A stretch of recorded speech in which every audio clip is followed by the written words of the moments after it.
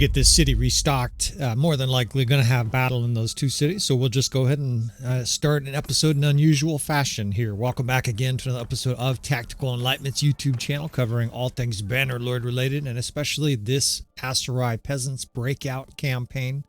We are in the process here of doing a little unit exchange at Ayakis before we head west to deal with a couple of different citadels under siege. Now we're slowly replacing looters in our garrisons. Sturdy and as helpful as these looters have been, there have been widespread reports of these guys rampaging through the towns, just breaking into shops and shit like that at 2 in the morning. And of course, they're only worth so much on the battlefield. It has been nice, you know, to bring an extra couple hundred, or look at this band, there's 845 there. It's nice to bring those guys in, especially last minute to a battle. But obviously we need to start getting in some actual troops that we can do tactics with. Much like our very long ago looter sort of mini series, you can use looters at the edges of the margins, so to speak, right? You can use them occasionally just as mass shock troops, but they really do get obliterated by strong forces that we're now starting to face. It is nice their abundance, and it has been highly valuable to use them as garrisons. They don't do a good job defending per se. They don't kill the enemy, right? Ultimately, the enemy is able to take a city down with looters, but it does slow them down.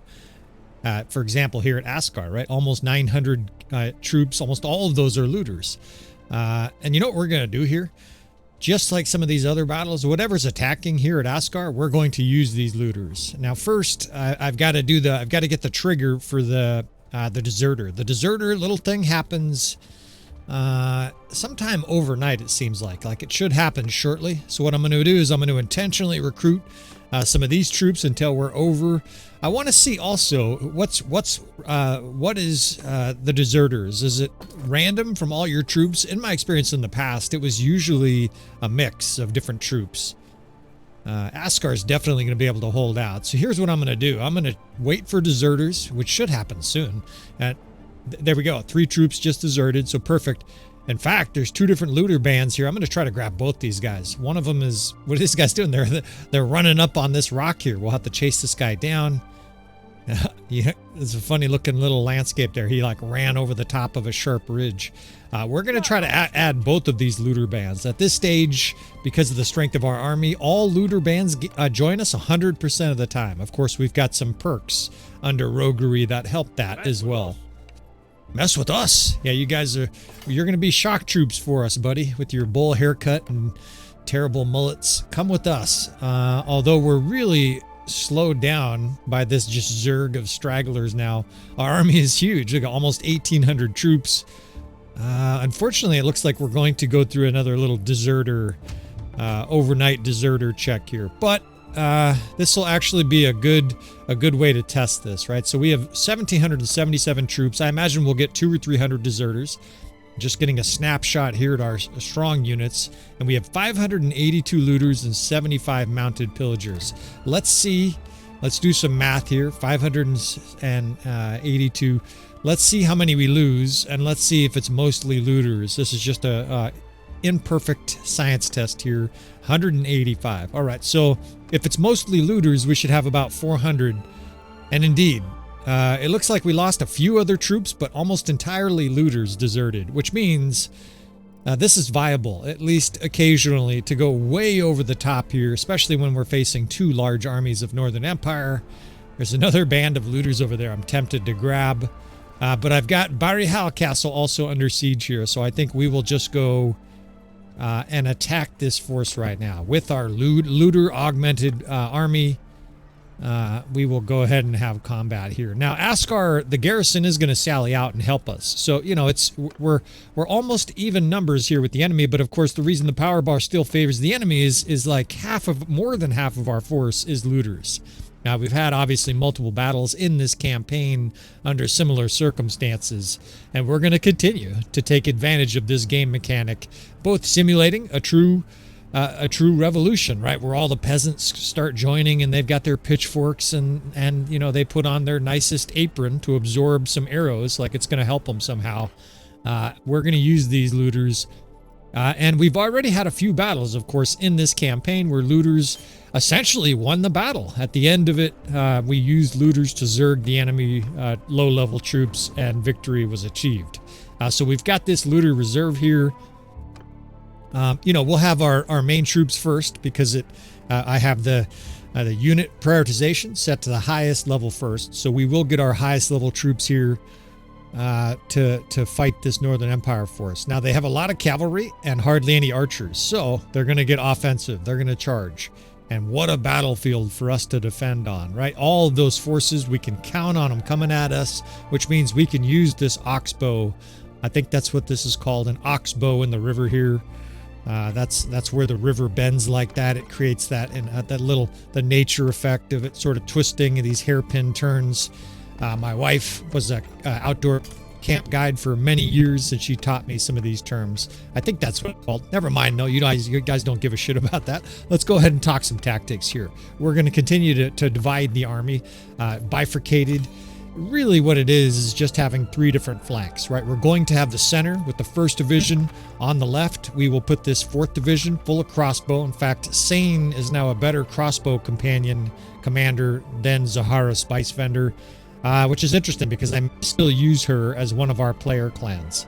Now I'm looking for nice terrain here for the crossbow. The nice thing is that we can square those guys. If they're completely overwhelmed by cavalry or infantry for some reason attacks them, we can square them. These archers have this river protecting them, right? The enemy's going to have to literally wade through the river to get to those guys. In addition, we will protect them with the 1st Division, right? These guys in a square, these Iron Maidens, right? These very low offense, high armor, high defense gals with a spear are turning into exemplary weapons in battle. They can't do a lot of damage. They don't score many kills, but they're like an iron golem from role-playing games past, right? They're just very hard to destroy, very tough.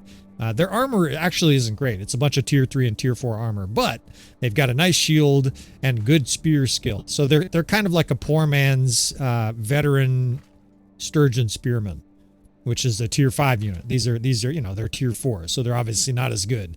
So the 6th is the mix, but it's mostly skirmishers. We have an incredible amount of javelin throwers in our army, and in many ways, this campaign has also, as much as it's been a revolution, a looter, a bandit revolution, it has been a javelin series, right? We have 3 different divisions that have a lot of javelins. Even a lot of our cavalry has javelins as well. So even though it's not a javelin-only army like some of the other series that we fucked around with, these armies are extraordinarily heavily in javelins. And this 6th Division, of course, is a big part of that. There are plenty of javelins in the 1st Division as well. So on top of their defensive abilities, that 1st Division is obviously firing in javelins on the enemy. And we're starting just with the small horse archer charge here. I imagine the rest of their troops are going to come up, but we will, as usual, we will try to repel these horse archers so they don't smoke our 3rd Corps. Our 3rd Corps is the unit that we have to protect the most. That is our furious housewives. That is our women who have no armor at all, right? They are wearing a dress. Most of them have no helmet. In fact, almost all of them, I think, have no helmet, and they're wearing a dress, and maybe they have, a set of bracers that's like 6 armor or something like that. But that's one of the unique parts of this campaign. It's been fun to fuck around with a unit that is extremely lightly armored. They're actually armored worse than the looters, because, of course, they're wearing a dress that has like 3 armor. All right, the square's doing its job. It's drawing some attention here. And in come the horde of enemy cavalry. But we've got a lot of archers working. And we can counter here with this 3rd Division. But this is very temporary. I want to find their... I don't see their... These guys can work, and they have nice 2-handed weapons. So they do a pretty good job against cavalry. In fact, between them, javelins, and the archers, their cavalry just got liquidated. It's not all dead yet, but man, they got a beating. I don't understand. There it is. I've been looking for their vanguard. It just appeared over the hill, and it's a huge vanguard. So let's move the 1st towards the 6th in a square, set the 3rd Corps on the enemy's left, or on the enemy's right, our left. And what I essentially want to do here is what we do in so many of these battles, right? I want to drag this enemy into the middle of all these different javelin throwing units, and then we're going to close in around on it. It looked like a huge amount. That's got to be at least 250. Yeah, that's a gigantic amount. It is. It's 300 infantry. Just shy of 300 infantry. And we're going to surround it. So 6th Corps bringing in behind the enemy here. Their archers are too far off to really matter in this battle. The 1st Corps is being moved away. Let's move that 5th Corps away from the guy. That way they can be dragged into the river. The enemy's firmly in the river now. All right, let's bring the 3rd Corps onto my left here, or onto my right. What is that song? I got skirmishers to the left of me, shock troops to the right. Here I am. You fucks are stuck in the river.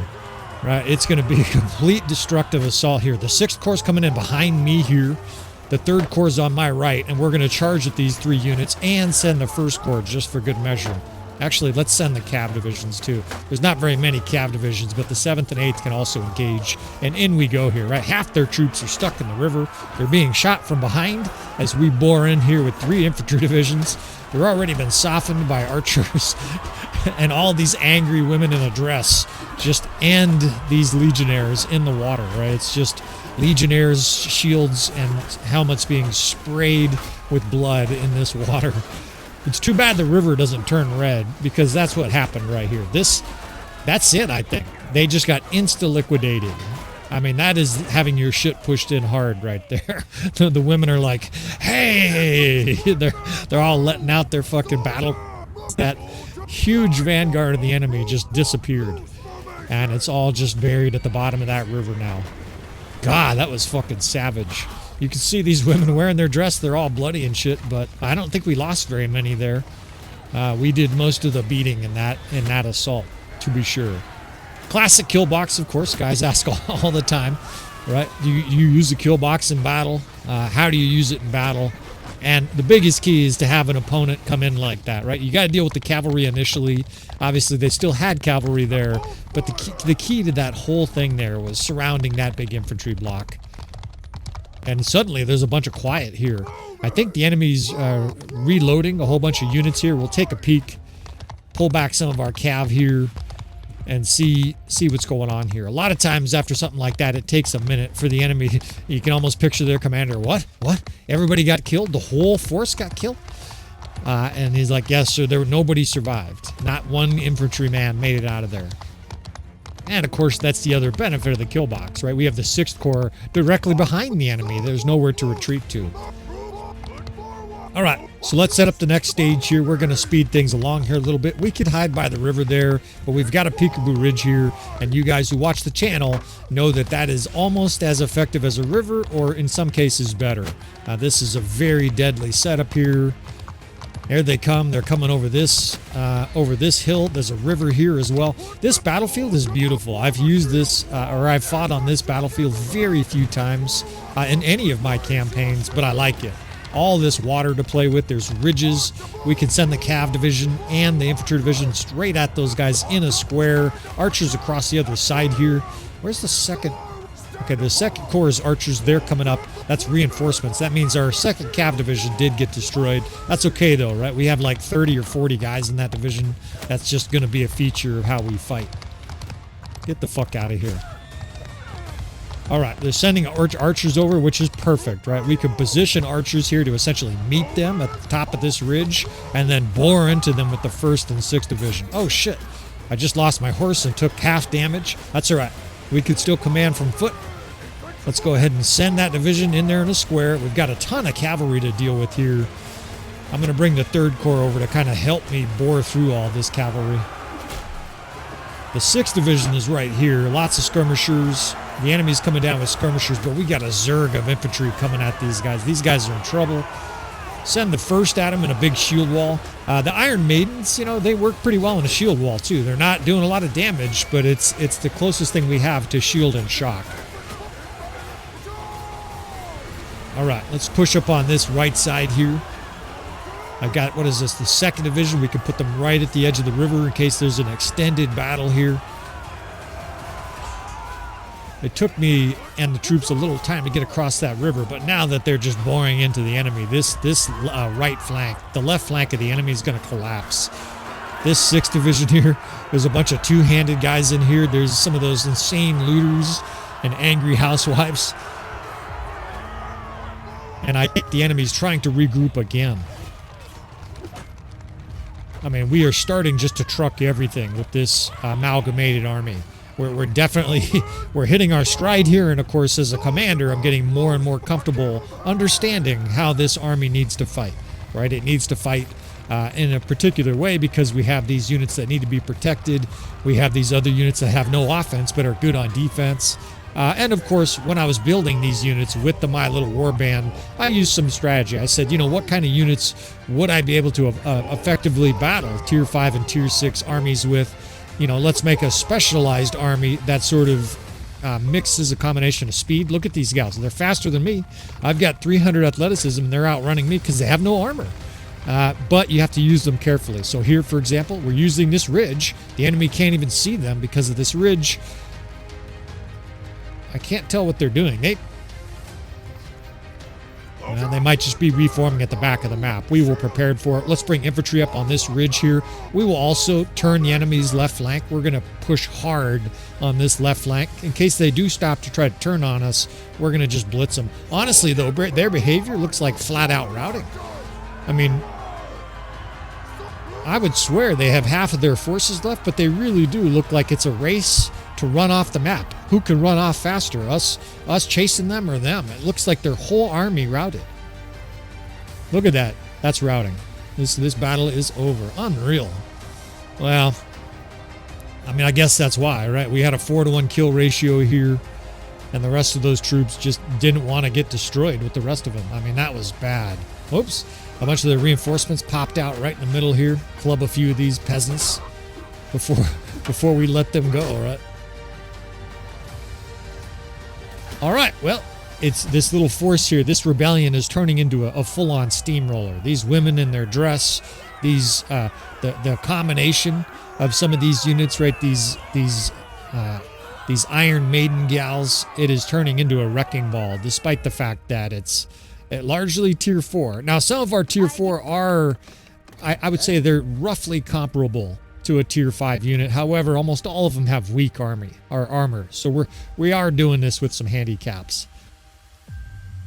Now, there's some beautiful prisoners here. We'll definitely collect the prisoners here that we're allowing in our campaign, right? That means, again, minor clans. Obviously, any of the troops that fall under the My Little Warband, we'll collect those, but no Fiend Champs, right?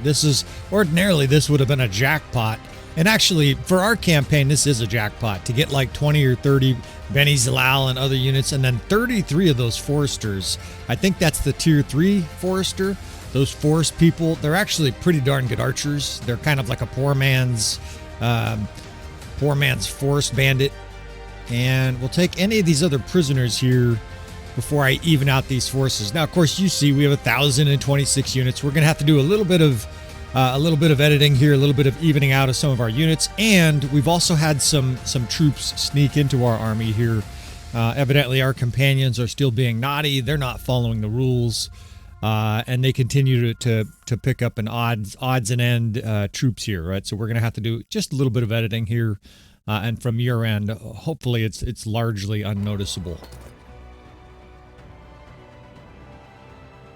All right. A little bit of editing there for you. We've got 1,020 troops, so we're still overstocked, and we're hemorrhaging troops as we go. But look at this. I can pick up even more looters on the way to Barihal Castle. Now that we've discovered that a lot of the deserters comes out of the bottom of our army tier, I'm going to be a little bit more okay with occasional deserters. Basically, we're just sending the looters back into the landscape. Wow, there's a lot of troops here. I'm just going to run to Barihal Castle. If I chase these looters down, we'll have another one of those little deserter checks or whatever they're called. We're going to get inside this castle too. There's a massive amount of Southern Empire forces fighting here. And frankly, I like this castle for defense. I think this is a highly defensible castle. We've got a pretty damn good army. We've got a lot of shock troops. We've got a lot of javelin units. And we have a good amount of archers. I'll do skill points later on. I'm not going to waste your time with that. But this is going to be a titanic siege defense here, at least potentially 4,000. Let's see. I think if we do one division on the right, we can stick archers up on the high ramp there. We've got fire catapults. We could probably destroy a siege tower, maybe even both. We can definitely get archers up on that right. Let's see, it's actually kind of a mess. So this castle is one of the tightest castle to defend in the whole game. And what I mean by tight is the distance sort of between the walls. In other words, the amount of real estate within this castle is pretty small. The courtyard is tiny, and this little upper area behind the courtyard is also not real big. So I could put a division in a square here, and the second division, which Hugh the Hammer will be in charge of with all his perks, can be behind these little barriers here, chucking javelins in there. The third corps over here guarding this left siege tower. And then, let's see what I want to do here. I want to get at least one division of archers and one division of infantry up on the right. And we're going to put those guys on that high overlook, basically that ramp that overlooks the entire castle. It's a pretty nasty position. I actually have too many troops. Of course, the battle size mod increases the amount of troops that are on the battlefield. That's part of the reason for the congestion here. But again, it's a very small castle. Even when I play like a custom battle occasionally with this kind of a castle, you know, you're looking around like, damn, I don't even have enough room to put everybody. This castle would be amazingly fun to defend. Like 300 real players against 2,000. Hopefully at some point, whether it's Bannerlord 3 or whatever, hopefully we get something like that, right? With all this infrastructure and 5G and fucking internet speeds going off the charts, we should have some incredible multiplayer in games like Bannerlord down the road. Even if it was like 100 players against 20 players that were defending, and the 20 players inside the keep, each one of them got to be in control of like 40 guys or 30 guys or something, 30 NPCs. This would be a fascinating game, right? Where you have all these different divisions and maybe 2 or 3 guys in charge of different areas. What a fascinating game this would be indeed. Nevertheless, even the single player game remains stimulated for me. And based on the number of you guys that continue to tune in on a regular basis, it's stimulating for you guys as well. It's an extraordinarily high strategic game, right? There's a lot of mental stimulation for me still with Bannerlord. I remember playing Stronghold for hundreds of hours. Stronghold 2 is a castle simulator where you can put the walls over here and, you know, trebuchets over there and catapults over here and your archers in a big group over here. It's a really interesting game. There's a decent economic system to it as well. You know, you got like riots and shit like that. But the big thing with Stronghold is, again, you're tactically designing castles that are difficult to siege, all the way down to boiling oil and like dogs that can be released from, you know, attack dogs that can be released on the enemy as they're charging up. Pretty interesting castle simulator if you've never played it, but obviously this is a whole nother level, right? All of our units are actually running around on the battlefield, and every single one of these guys is kind of like their own individual entity. They get shot, they get knocked around, they're trying to shoot the enemy, they're trying to find line of sight, and you as the commander can tell them to stand exactly where you want, or at least pretty close to where you want, right? These archers right here are not great, but the rest of them have just complete bird's eye view of the whole courtyard. They're actually shooting outside already. It's a beautiful setup here. Now, I already heard one siege catapult get destroyed, or one siege tower get destroyed. So we're a couple lucky shots away here from completely denying the enemy any access but the ram. And if that's the case, all right, this siege is over. There, I'll just go ahead and say it. I almost never do that, of course, because some guys want the anticipation of it. I can't hide the fact that this siege is over. We have hundreds of defenders. They're in nasty defensive positions. We have fireballs. We have siege troops. We have javelins. I'm an extremely experienced siege defender. And the enemy can't win this, right? So I will talk about this a little bit. But I think I'll continue to talk more about the French Revolution here. I'm gonna just use this 2 or 3 minutes here as I lob some fireballs into the enemy ranks. I don't know if this battle is going to take 20 minutes or 40 minutes or what. This is the kind of situation where if my narration sucks in the next 20 minutes, we may just edit all this. This fucking dipshit was stuck. But let's talk about the French Revolution, right? Things were starting to really boil by 1789. There had been a terrible series of harvests, and 1788 was the real killer.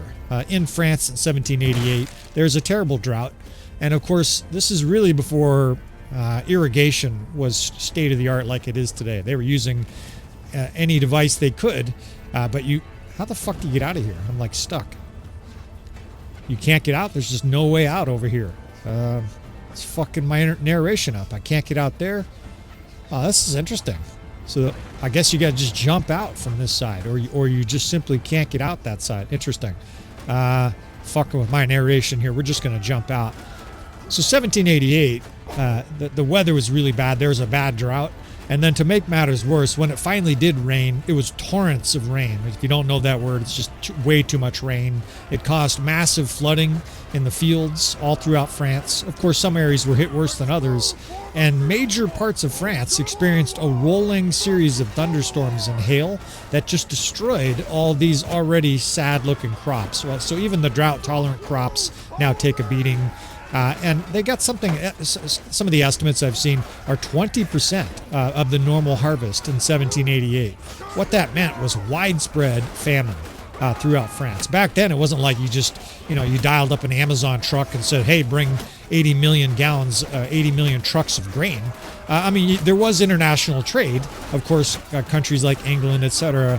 But you have to remember that right now, France is in the middle of chaos. Other countries were not real thrilled about giving them trade and stuff like that. They did what they could. The bottom line, though, is that the harvest was horrific of 1788. To make matters worse, the winter of 1788-89 was one of the worst ever. Some extreme shit. I guess you can't throw... I guess I got to jump throw javelins to get it over this little barrier. Someone built that just a little bit too high. There we go. We get a kill with a jump. I digress. So food was a real bad problem in 1788-89. The winter was awful. The king and other ministers, people with wealth, were doing their best to provide relief aid. The church had, some effect, but there were a lot of people in Paris at this stage. 700,000, I think I've seen 800,000. This is very difficult to feed that many people. Don't forget, in a city, too, most people don't have food. They're dependent on the villages and outside entities to bring food in, because it's not like there's a bunch of fields inside Paris. So the villages weren't bringing in the normal amounts of food, and the populace was really going through a hard period. On top of that, like I said, it was extraordinarily cold. It was one of the coldest winters on record. Fruit trees died en masse, which, if you know anything about gardening, that's not a thing. You're not supposed to have fruit trees die. Right, they're supposed to be hardy year after year after year. The Seine froze over, right, which is a major river. I think it actually passes straight through Paris. The river froze over. There were a number of different anomalies that happened. It really was the light, the spark that lit the explosion of the French Revolution, because the people were already aggravated, and now they were desperate. Now they were starving. The harvest was horrendous. There was all kinds of conspiracies that there were wholesalers of grain basically hoarding that grain to sell it at an even higher rate. There was all kinds of grain and bread riots because the people who are starving literally couldn't afford the bread. There was inflation because the government was doing things like debasement of the currency. And the French people, just like the Southern Empire here, had enough, right? And it eventually boiled over into the revolution. I think I'll actually leave it at that. It's a nice little additional bit of enrichment to understand the French Revolution. When people are literally dying of disease and starving, freezing to death, and they see their companions and family members, that's where you really max out stress, right? That's where people start thinking about doing desperate stuff. That's where you start thinking about, fuck it, this whole system is failing on us here. Something radical has to happen, especially on top of that when there were rumors of, like, the Queen's, supposedly, it's probably apocryphal. If you've never heard of that term, apocryphal means something that is now sort of seen as common knowledge that probably actually didn't happen. One of the apocryphal sayings from the French Revolution was supposedly by Marie Antoinette, the queen of the king. Supposedly, when she was told that the citizens didn't have bread, she said, well, let them eat cake then, with the insinuation being she's so stupid and disconnected that she thinks that since they don't have bread, they probably just have lots of cake, right? And of course, they had no food, so they didn't have any of this. So this this dumb bitch, kind of a classic situation where they showed the disconnect between the nobility and that kind of disconnect was seen, you know, throughout France by the people and the aristocracy. Now, this force is attacking us here, but I would have attacked them. I'm actually glad they attacked us because that means that we have the ability to let them come to us, right? This is a critical distinction within the game of Bannerlord that almost every single one of you understand. I'm still going to say it in case someone doesn't.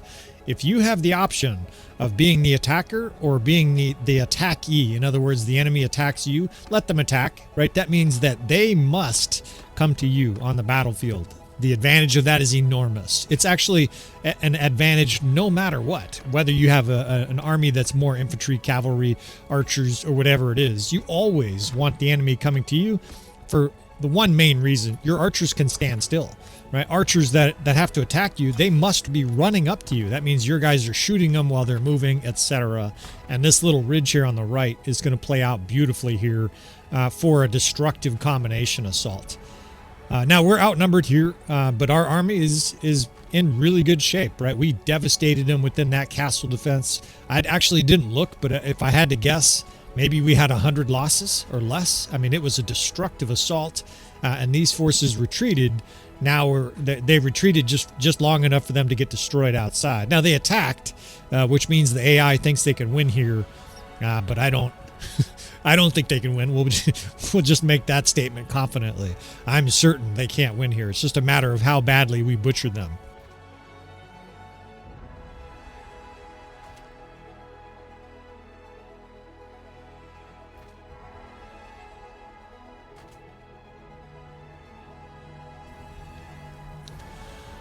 All right, so what we're going to do here is basically pull the enemy in. You see this ridge here protects our archers. Not one of these archers can be shot at by the enemy. On top of that, we're going to give them a defensive line of cavalry. That way the enemy cavalry can't charge over this ridge at full speed and cut through these archers. Get it a little bit tighter there. Now the rest of my troops here, I'm just going to have in shield walls. Of course, the 3rd Corps we'll just have pushed way back, right? These gals in dresses, we need to protect them. It's vital, obviously, that they don't get shot full of arrows. The enemy is sending a horse archer division, and so we need to keep that 3rd in, you know, safely out of reach here. Now the enemy's coming up. The enemy actually has a lot of archers, you know. So what was I just mentioning earlier, right? We know they have lots of archers. We have a good amount of archers too, but the big advantage is that they must attack now, right? So we're going to pull them in even further because of that setup we have behind us. That archer setup, protected by that ridge, it's a variation almost of a reverse slope decline defense. It's basically, it's kind of like camping in a first-person shooter game, right? If someone's hiding in a room and you have to go in there and attack them, you're very, very likely to get smoked by them because they're basically just triggered, staring at the door with their shotgun. And as soon as they see any movement or anything enter, kaboom, right? They shoot. Meanwhile, of course, they have to come in, first identify where the threat is, and then, of course, very quickly try and react. A massive advantage here for the defender. And that's exactly what we have going on. Now, their stupid-ass horse archers have the audacity to just set up here like it's fucking a picnic. We're going to charge them out of here, right? We've got the 7th. I can bring the 2nd Corps over as well, and we can basically just push these guys out. I don't need them shooting our 3rd Corps full of holes. Fucking assholes.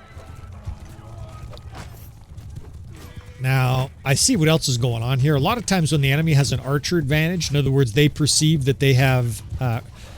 in military today, we have what would be considered range superiority or air superiority. If you have better ranged missiles and or better aircraft, you know, you don't engage in a ground war. You just pound the enemy at range, just like what was it, Desert Storm, where we just pounded the fuck out of their tanks with stealth bombers. Right. So what the AI is doing here is it's saying, okay, we'll have a ranged sparring battle here. And we're not going to let them, right? We're basically going to keep sucking our troops back until they move up to the point where they are vulnerable to our 5th Corps. I think also because of the edge of this ridge here, as soon as we want to, we can just annihilate their archers, right? I'll be able to pull troops over that right flank and instantly have a bunch of troops right on the flank of the enemy, bypassing their shield walls. I think that's going to work exceedingly well. These guys, after killed them, they get fucking cut down. These pathetic horse archers. Now we're being careful with our fire here, right? Because I don't want to shoot when the enemy's moving away.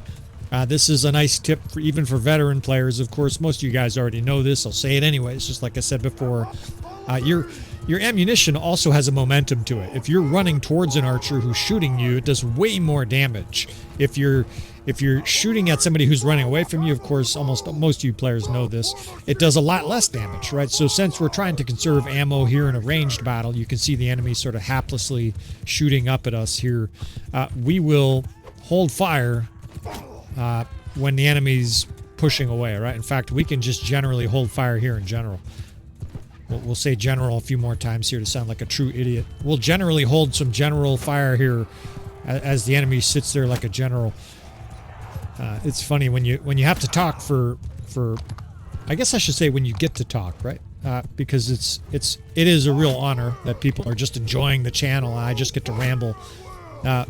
But when inevitably and invariably, when you give this much narration, you are going to sound like an idiot on a fairly regular basis, right? I'm going to say stuff. Thank goodness I'm not like fucking faux pas where it sounds racist or highly sexist or something like that. You know, you've got to have some kind of control. Otherwise, you're like that guy on Twitter who raises his hand and was like, "I'd like to be fired immediately," right? He just goes on some kind of riff, some racial riff and shit, and the next thing you know, he's fired, and his wife is like, "What the hell did you say that for?"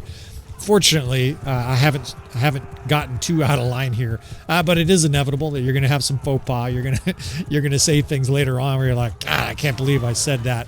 And with rare exception, I don't come through and edit my material afterwards, right? A lot of guys appreciate the authenticity of the channel, and I would prefer to keep it that way. We are in a full-on ranged battle here, but huge advantages for us, right? Like I said, we have this 5th Corps protected on the right. I'm continuing to move our units back. That's because the enemy is content at wasting their ammunition. Look, you can see their arrows sort of coming in here at maximum range, and those arrows are doing 3 and 5 and 7. Meanwhile, our archers are now starting to shoot the enemy on the side here. A bunch of flaming arrows come raining in there. But you know what I'm going to do here? We're going to flank the fuck out of the enemy. Let's get aggressive. Let's do some dynamic tactics this battle. Let's completely surround this pathetic Southern Empire force here. We'll lead with the 8th Corps, this cavalry, just to sort of push away their cavalry. We've got this beautiful sun. It looks like it's the biggest sun I've ever seen in the game. Setting over these Arabic sands here. We're going to butcher this cavalry, gain ground superiority over these troops. Fuckers are stabbing the shit out of me. I got my fast hammer though, right? So it's all over for them.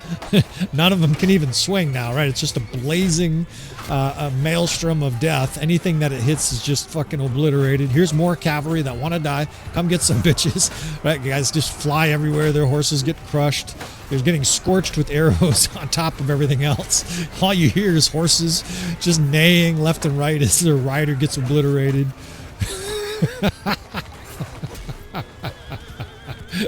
This game is so fun once you've got a few of the ingredients for success. All right, so this enemy force really does seem intent on sitting there.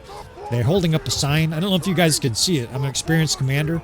If you look really closely, there's a sign that says, "We would love to be flanked, surrounded, and destroyed." So we're going to comply. We're going to move up the 3rd and 4th Corps on the enemy's right. Over here on the left, we're scorching them with arrows. In fact, their whole force started to run. I don't know. They must be trying to reform, but they're reforming right into the path of our archers. Right? There's just flaming arrows just scorching the enemy archers. Their infantry's coming up, but that's not going to do them any good, right? Because we have a long time before they get to us. We've got the 6th Corps just waiting here for them. On the other side, we're moving the 1st, 3rd, and 4th. I can actually move that 2nd Division as well. And, of course, this 8th Division here is perfunctory. I'm not going to leave them there. The enemy's all, yeah, let's kill these horsemen. You just move them out of the way. The 5th Corps can be pulled back as soon as they're about to reach our lines. We will charge with this 6th Corps, right? These infantry are like, yeah, coming for our archers, huh? Come get it, bitches, right? They can't chase our archers. And now the 6th Corps bores in on them. In fact, let's call that 8th Corps back to us here. We'll have those guys basically coming behind the enemy and just knock half of them over. The archers can now be brought back in to shoot flaming arrows in their backs, and the enemy really is off balance here. Like if this was a boxer, it would look like one of Mike Tyson's early fights where they're desperately trying to figure something out or counterpunch, and they just are getting uppercut against the back of the ropes, right? And their head is bobbing up and down. Every Mike Tyson punch is just obliterating their brain.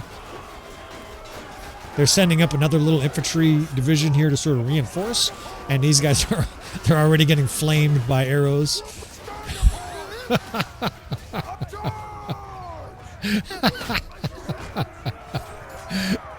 Oh man, this game.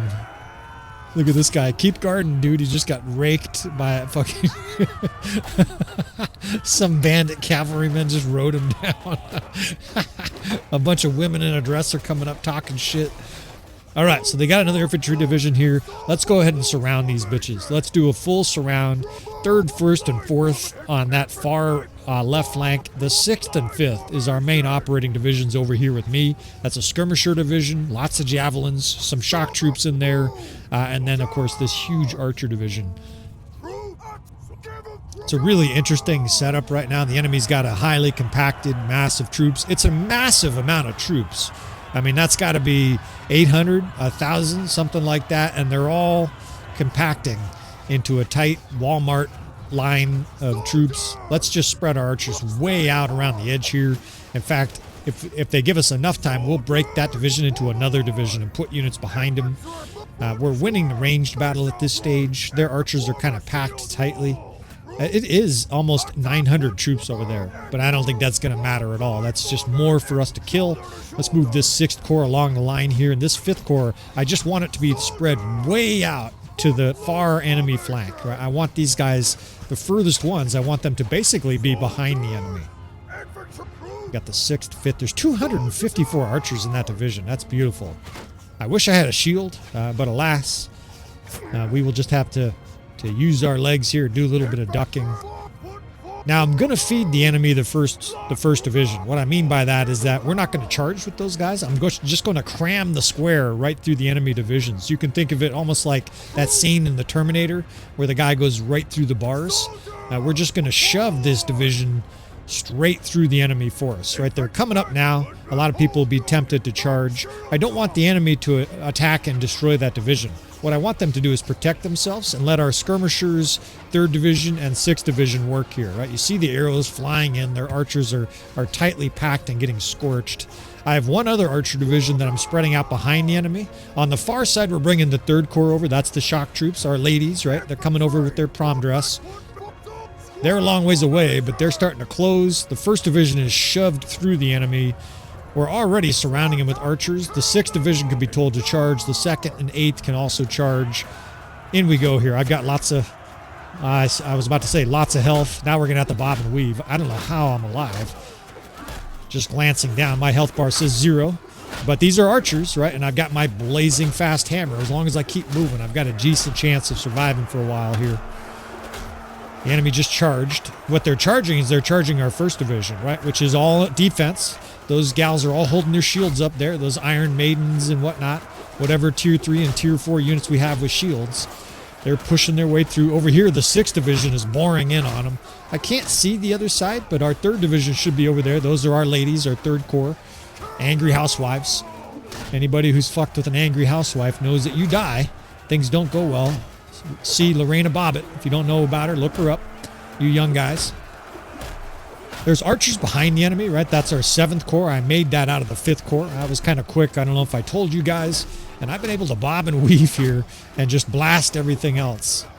And this fucking battle is over. The enemy's getting borne into by 3 different sides. Our 1st Division should be right in the middle of them here. In fact, they can be told to charge. They're just standing there in a gigantic square. See them there? Let's just have them join the fray as well. And this very, very proud, strong Southern Empire force got completely obliterated here. Look at our women coming from the other side with their dress. This guy's cut down.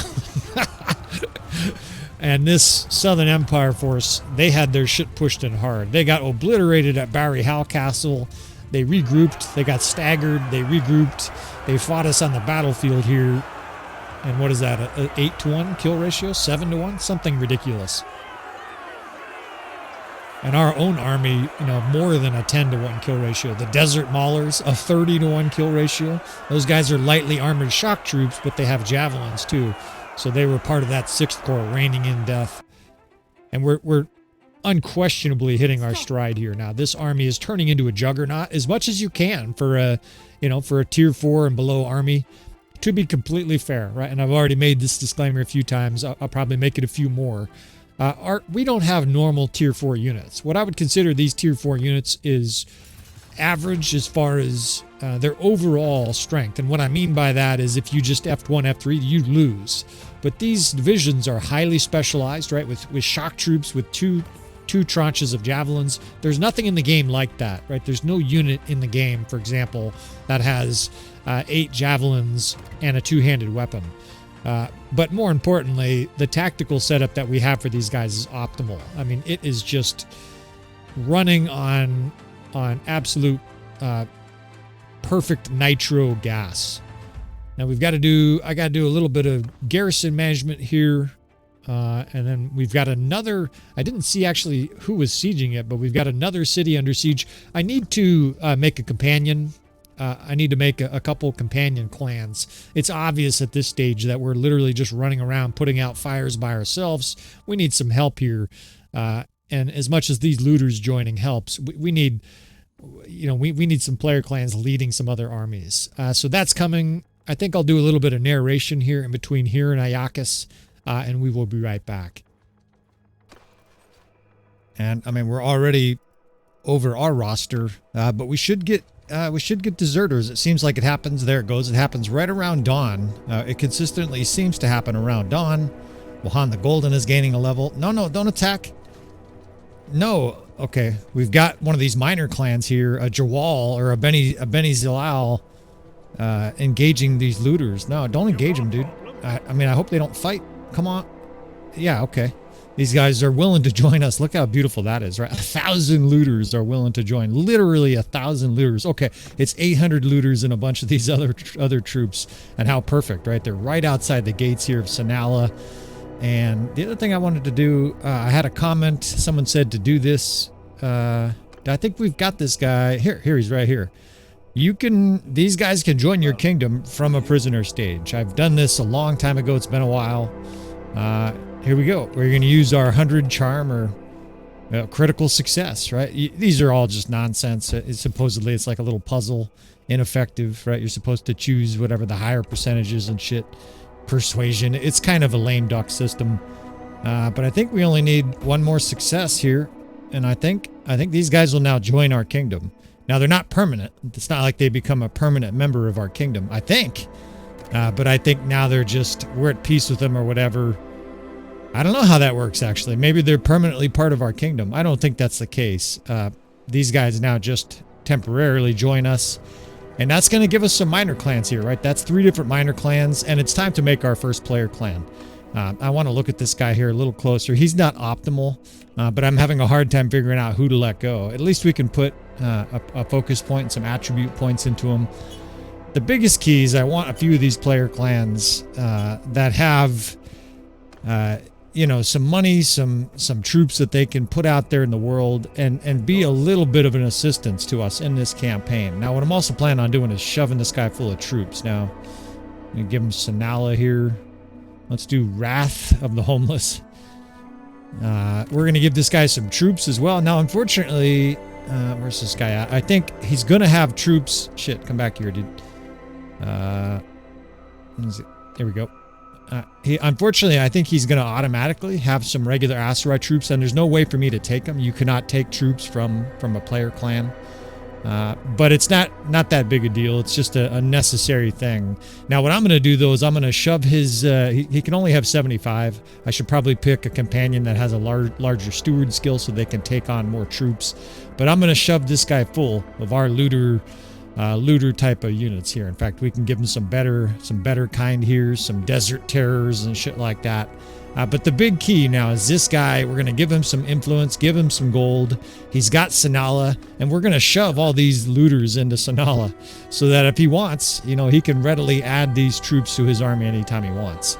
I do think that these guys will recruit the My Little Warband troops. I did 1 or 2 tests, and it seems like they will recruit the My Little Warband units. Even though he started with some regular Aserai units. So we've got just heaps of influence, of course, at this stage. Virtually unlimited influence. In fact, I'm going to pump all these other guys up here. Somebody said maybe if they have a lot of influence, they won't leave your clan, because as they get influence, they get money from you. We have unlimited money, unlimited influence. I don't want these minor clans leaving us. They may do so anyways, but at least that gives us a shot. This guy's now got an incredibly rich city. I don't know how Sinala is so rich in this campaign, although it is one of the few cities in the whole game that has 4 villages, and these villages have been largely unrated. They haven't, you know, they probably have very high hearths, or however the fuck that works, right? They're very healthy villages. So shove this garrison full of troops here. It says minus 16 already, so he's going to be losing villagers, or losing some of those units, but that's just fine. I pick up another companion here, and I'm gonna basically hope that we get 1 or 2 other armies here. That's good. That's gonna help us in this campaign.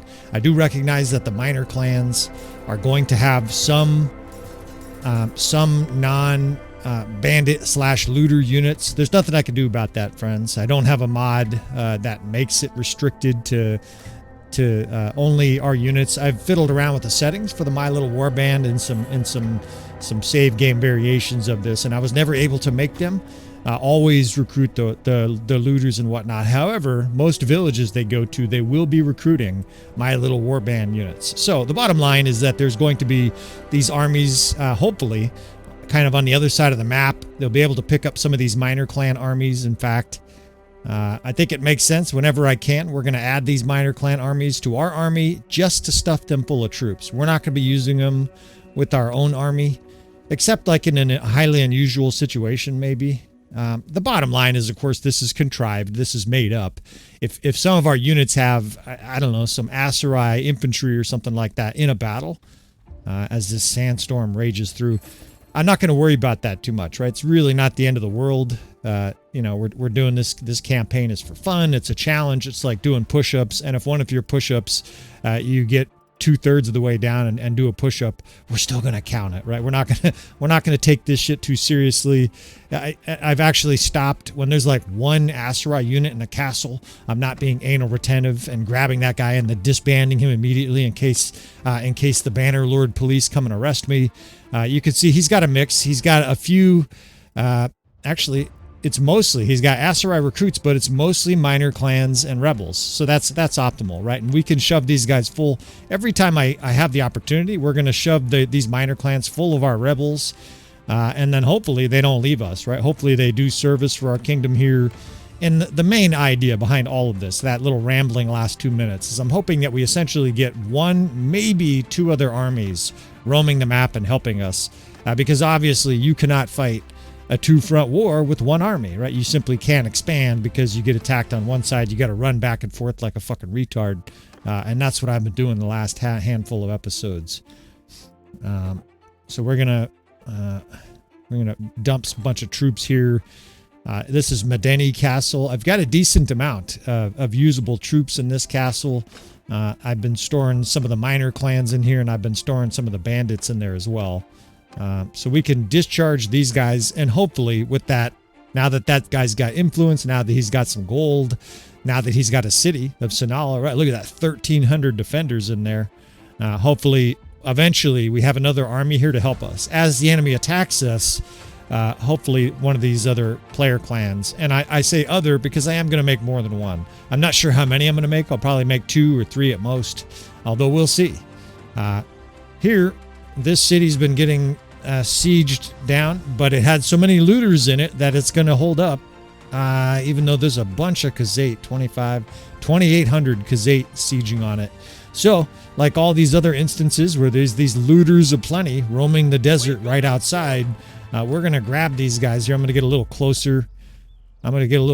Here, and then we will grab these bandits, and I think we're going to get inside this city. I don't think we can fight almost 3,000 Khazate in the open field with a bunch of looters and mounted ransackers. Horse archers especially, since our army is really light on shields, are going to do a doozy, going to do a real number on us. So even though we're going to lose 150, 200 troops sneaking into the city here, I think it's worth it to defend. And I have not experienced a lot of siege defenses with Ayakis, so while it's still kind of fresh and I'm still refining my strategy here, we will defend this city, of course, again, because we're doing this before the little deserters. I guess all these deserters, they leave in the morning. It's kind of simulating like these guys they're waiting for it to be dark, and then they pack up all their shit and go running away from our army. I mean, we lose 188 troops, and there might be some good troops in there, but this is now feasible, right? Almost 1,700 defenders inside. We're outnumbered about 1.5 to 1, almost 2 to 1. And switch out, get some more javelins here, and we will give this defense a try. This is going to be interesting, though, because I would estimate conservatively that we have 600 looters, right? Between the garrison, maybe 800, something like that. About half our force is looters and weak-ass militia, and we're defending against a very powerful army here. What a cool layout, though, right? This is a really unique city to defend, as usual with all of these Aserai cities. It's a gorgeous, like, sands. It always seems to be like beautiful light.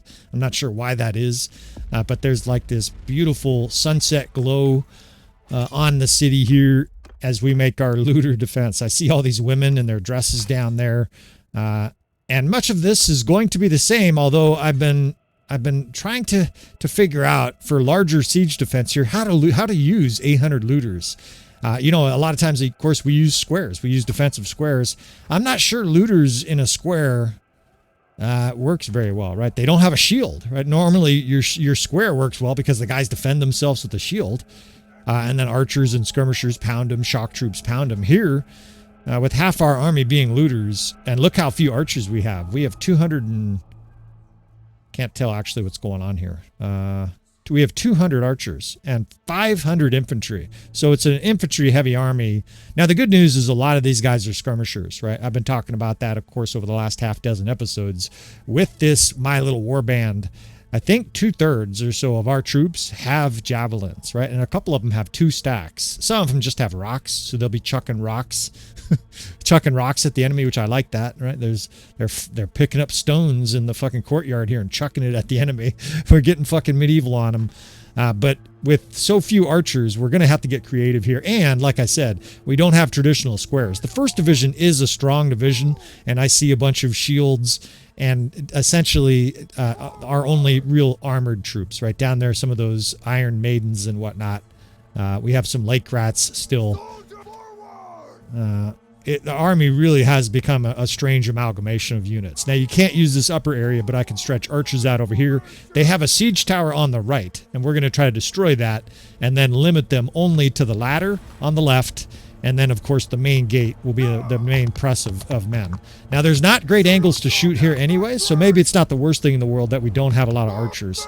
Although anytime you're defending a castle and you're not using your archers really well, it's hard to have success. It's also hard to see where you're going when you're looking backwards. I was just making sure my units are set up here. I'm bumper carring my way to the fucking ladders over here. I just want to take a look at where the enemy is, where their siege tower is, and then we will do a little bit of counter fire here. Got this 7th and 8th Division. I kind of, in the back of my mind, I'm trying to think of where I'm going to put these archers. Like I said, I don't have a ton of experience defending this city. Look at this guy. Of course, he gets right in the way, holding up a shield like a dipshit. But we're going to get better the more that we do this, right? The more that we siege this city after 3 or 4 sieges, we should have a really good recipe down. It's kind of like chili. The first time I ever made chili, you know, you mix a bunch of beans and peppers and spices and shit like that. Chili is kind of the quintessential American meal. If you've never had a good bowl of chili, you need to come to America, right? Come to have a bowl of chili. I actually make really good chili now, but man, my like 3rd or 4th batch of chili was one of the worst tasting meals I ever made. I used way too much of some of the bitter spices. You know, some of those spices, a little goes a long way, and I fucking put like a cup of coriander in there or some other shit like that, and it was horrendous. That's kind of the process here. I'm glad we don't have 500 defenders because we would probably lose.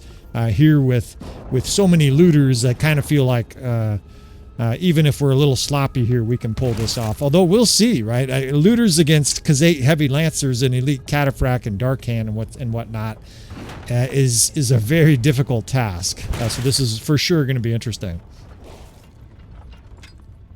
Now with the battle size mod, of course, it's going to be a maelstrom of troops down there by the gate. This city doesn't have a lot of space. A lot of cities, the area to defend. Well, that's the correction. This left side, there's not a lot of space, right? Over here where my ladies are, that's the 8th Corps. It's a mix of archers and infantry. Really, it's archers and ladies in a prom dress. And I've got this 7th Division. I think I'll just put it over here. Let's see. We'll put them right on top of this little thing here. They're a little bit protected, and they'll be able to fire down into the courtyard here. Give us a little crossfire. They're definitely going to get attacked by troops coming up those ladders over here on the left, but it is what it is, right? We're going to have to deal with the positive pros and cons, right? I'm worried about the gate more than anything. I don't think they're going to present a huge threat from those siege ladders. As usual, we will definitely be squaring the main gate and then trying to get archer counterfire. Now, these dipshits on the catapult aren't shooting. I presume that's because there's no targets, right? Those guys are not bugged. They just have nothing to shoot at. So, we will take advantage of that and just chuck one after another of these stones on the enemy. One of these Greek fire. I see... Oh, shit. There's already troops coming up from the ladder. I don't know how they got up already. Let's see. What do we do? I've got this 8th Corps. I guess we can have these ladies attack, right? If they're standing there with their battle axes, they might as well use them. Where the fuck are my archers? Here they come. I was going to say, get the fuck up here. It's supposed to provide cover fire for this 2nd Corps, and they're taking their sweet-ass time. So we'll pull this square away. This 7th Corps up here should give really good counterfire, crossfire, just like me, right to the back of the enemy here. And then this 8th Corps, you can see the ladies down there, the lovely ladies wailing away with their battle axes. I fucking love that part right there. Highly vulnerable. They're fighting Imperial Elite Cataphract and shit, but they've got decent athleticism, and they've got a big two-handed axe they're wailing away with, right? So they're going to get killed. They're going to definitely be vulnerable. But a lot of those are of course, part of Hugh the Hammer's army, and his medicine skill is going to give them extra hit points. So it's a really interesting dynamic here. We've got these high hit point, extremely low armor berserker women running around, right? These angry housewives. Let that be a lesson to you fellas that are considering cheating on your wife. If she's got a prom dress and gets a hold of a battle axe, this might be a real-life picture of what you guys are dealing with in the future here, right? Be very careful. Read about Lorena Bobbitt in case one of your appendages gets cut off and thrown out a car window. That's an actual true story. If you don't know anything about it, I recommend you research it, especially if you're considering cheating on your wife. Don't cheat on your wife. Right? Make sure you got some consent. If you're a swinger couple, good for you. Happy for you. But don't cheat on your wife. I'm trying to help you guys with little tiny tidbits, right? I'm sure this is just a philosopher's wet dream here. Don't cheat on your wife. Maybe I need more caffeine. That's all I got for you fellas today. All right, I fucked up here. I pushed this square way too far away from the gate, and the enemy has simply poured into the courtyard. We have botched this siege so far. So I feel a little guilty here. I'm going to pound this enemy on the back while our square tries to shove its way to the gate. You can actually see them physically pushing all these units back. It's almost like that scene in the Spartans. Look at this Legionnaire just trucked to the ground on your back, bitch. That scene in the Spartans where they just shove the guys off the cliff and shit. That's what we're doing here. Our third corps is just, or first corps is just shoving that square back into the gate. Over here we've got the 2nd Corps. Of course, these are our skirmisher units, just like me, loaded to the gills with javelins, and hopefully they can do some nice work on that angles there. Get off. Now, I'm really surprised that the enemy has this many troops already from this side of the keep. I don't know how they're getting up those ladders so quickly. Usually the enemy trickles up the ladders. They seem to be pouring up the ladders here, almost like it's an elevator. And of course, the enemy's loaded with high-end troops here, so we've got our work cut out for us.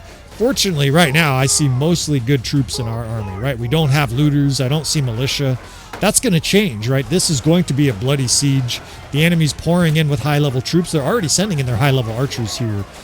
And of course, when that happens, you want to open it up. You want to open up access for your archers to shoot, because their archers are just completely fodder for your own archers, right? Almost none of them have a shield, and so they just get smoked en masse, including all these cons guards. Damn, they are being really aggressive here. Let's jam it again with the square. I don't know why they're magnetized to our 2nd division. Usually they ignore our skirmishers, but they are pouring through the fucking gatehouse here. And we've got ourselves a bloody siege. Although now they look like they're completely fishballed. Look how badly they're piled up here. Our 2nd division is on them there. Our ladies are covering them. Those archers are getting zerged up there. I kind of knew that was going to be a thing. You know what? We don't need the troops on the far side over there, so we can pull those units down. Where the fuck? Holy shit. A bunch of archers just poured out of the fucking woodworks here. I think these guys are rallying and then attacking. Fucking cons guards. Get out of here with that shit. The enemy is definitely making a concerted effort to attack our left side. In fact, the enemy's zerging up on the walls up there. Let's go ahead and try to put this 2nd facing opposite of them, so that way the archers up above us here can shoot down on the enemy. Wow, there's a lot of fucking troops in here already. Get out of here, Legionary. You got no fucking chance. Against the wall there, Manavliaton. Oh, shit. Fuck. Well, we've got our reduced melee damage banner, and look how good it worked, right? That guy hit me for like 10. I mean, even though I don't have great armor. Now, he didn't hit me in the head. That's the vital. The one area that the armor here is absolutely weak is the head. What the fuck is happening here? Did the gate get blown open? I turned my back on it for like 30 seconds, and it's like the square is gone. I must have just not had it firmly enough in there. What a fucking bloody siege this is. I mean, I thought this was going to be a relative cakewalk. You just never know sometimes with siege. Siege really is like fishing. You might strike out and not get any fish at all. 2nd and 3rd. Oh, no, shit. No, shit. Not follow your sergeant. I just think oh, fuck. Stop. Oh, fuck. I might have fucked up here. 1st, 2nd, 3rd. Let's stick the 3rd back in the gate here. I got to split the 1st now. I made a cardinal sin here. Let's see if I can fix it. 1st and 2nd. The 1st has way too many infantry. We can use them as a square. The 2nd division is now archers. I think somehow I fumble fucked that to all units, sergeants in control. Now the 4th, 5th, 6th, and 8th look okay, but the 7th Corps is gone. The AI just swept those away, so we'll have to break that out. What's happening to the square? It's just dissolved? Okay. The 3rd is... I think the 3rd is coming in there, but we got a mess here. There's an incredible amount of troops on the battlefield right now. If you're a fan of chaos, you're loving this shit. But as a commander, not only does this feel like an absolute fucking shitstorm, fucked up situation, but this is ugly. This is carnage. There's a Lord charging through. He's just taking blow after blow after blow. Uh-oh, here come the militia, too. That's bad, man. I got a bunch of guys that just showed up in bathrobes and Goodwill clothing. 1st and 3rd division. Let's try a pillar defense here. Let's get these archers down here. This is the 4th Corps. Stretch those guys out on this hillside. We've got units up on this hill, but I don't think they have great line of sight. Like I said, I'm not sure this is a terrific city for defense. I don't think I can put them over there. So all we've got basically is this main area to filter archers. Damn, and I have women now mixed in, with their prom dress. And of course I'm drilling them here. Get over there. I have women with their prom dress in the square. That's not going to work, right? When you're wearing a dress, you can't defend against fucking Khazate units clubbing you over the head here. All right, let's try to get some crossfire here. Let's get this 6th, 7th Corps stuck right on the enemy side here. And maybe they'll get some good enfilade fire, but we got a gigantic mess here now. The enemy's fucking pouring through. Our square is getting swallowed up because there's not a lot of armored units in there anymore. The units got all skewed when I said sergeants in charge. That is a critical sin. Let's see if we can figure this out or if we're going to have our first loss of this campaign. Fortunately, there's a gigantic amount of troops pouring out of the woodworks here. These are all militia. There's a ton of archers over here just fighting hand-to-hand against a huge line of Khazate. Look how many Khazate troops got in. It's like the whole army is in the courtyard. I can't move. Get the fuck out of my way. That is all looters that just poured out of the woodworks. All right, let's pull these guys up, see if there's any archers we can stretch out up here. I think there's a few mounted pillagers in there, but this is a fucking mess. first and third. Let's try to make the third a little bit bigger. My hands are starting to shake because a loss feels imminent here.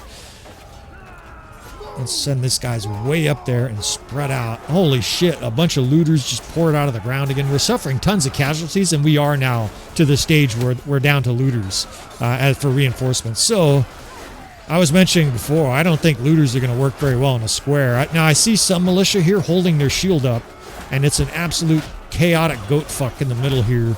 But I also see guys running around with no shield. Fucking looters are pouring down. Another huge fucking flush of looters just poured out. I think you just charge at these guys, right? Look at them all. Charge.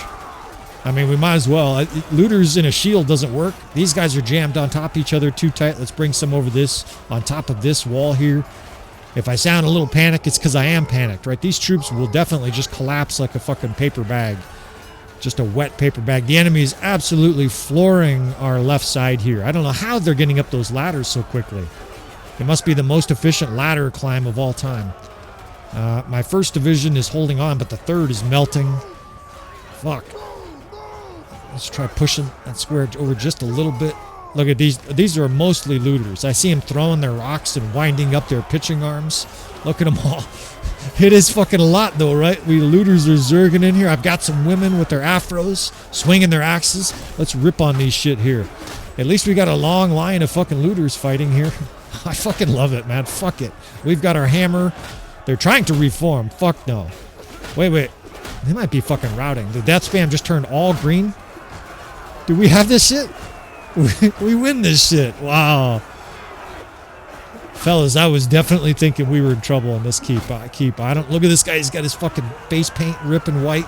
Love it, dude. These looters are swinging their hatchets at him. And now it's a looter massacre, right? The looters are just taking their anger out on every single Khazate force trying to get out of here. All these raggedy militia and fucking half the forces here don't have any armor or shield. It's fucking beautiful. And it is an absolute savage massacre at the end here. This is like Revenge of the Looters. These cons guards and heavy horse archers are all penned up and just getting a looter beat down. It's fucking beautiful. Look at these raggedy guys with their beards and Santa hats. Homeless People United. That's going to be the name for sure of one of our clans. Well, that was amazing. I've been hoping for more and more battles like that. Look at this fucking Khazate force flees from our looters. Come back next time with more, right? If you're going to attack a bunch of looters, bitches, we got more. And in that battle, of course, the looters didn't do big work. It's not like they killed half the Khazate, but we still killed 2,200. I mean, obviously, Hugh the Hammer did some work there, but that is fucking beautiful. That's exactly the kind of thing I was hoping that would happen in this campaign, that we could just essentially gang up on the enemy with huge zergs of looters and blow the doors off our enemy. Our looters fucking went to work there, finished the day. I mean, we might have been able to hold out there without the looters, but 300 looters. Anybody, of course, who's been zerged and a looter beatdown, they'll fuck you up, man. I mean, the bottom line is in Bannerlord, when 3, 4, 5 units are attacking you at once, you can't defend. You're killed, right? You get totally beat down because some of the hits stagger you. And before you can swing your weapon, there's 3 or 4 more attacks, and they're just slicing you over the head with a hammer, a hatchet, or a pitchfork, a ice pick, and you are killed, right? It's fucking beautiful. And it was bad enough there that the last 600-700 Khazates just ran away. Look at they're dropping beautiful armor here that we're not going to wear. Maybe like the very last episode, we will deck all our guys out in armor, and we will essentially say that we have become, a kingdom full of looters, right? We have declared our independence and become a kingdom. But for now, we're going to continue to embrace this raggedy clothes. I got a new guy here to add. We're going to add this guy to the kingdom, but I'm going to wrap this episode up. We are going to... I can't add him. We are going to wrap this episode up. We're going to make more player clans next episode, friends. So, of course, if you want to see more from this campaign, this fun looter bandit campaign, you want to subscribe, please hit that like button. Leave any comments you'd like, friends. I really appreciate that. And with all that said, me and my looters, thank you, fellas, and we will see you next time.